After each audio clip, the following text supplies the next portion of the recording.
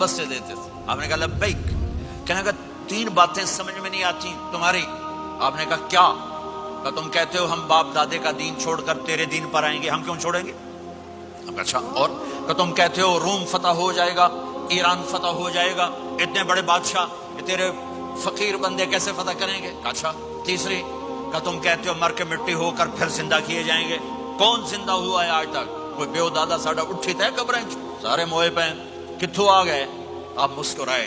आपने कहा लअल्लका ततूलु बिकल हया, इंशाल्लाह तेरी जिंदगी लंबी होगी, तू देखेगा सारा अरब मेरा कलमा पढ़ेगा, ईरान और रोम भी टूट के आएगा, और बाकी रहेगी तीसरी बात मर के उठने वाली, तो उस दिन तेरा हाथ पकड़ के तुझे बताऊंगा तीसरी गल पूरी होई कि नहीं होई। वो कहने लगा मैं ना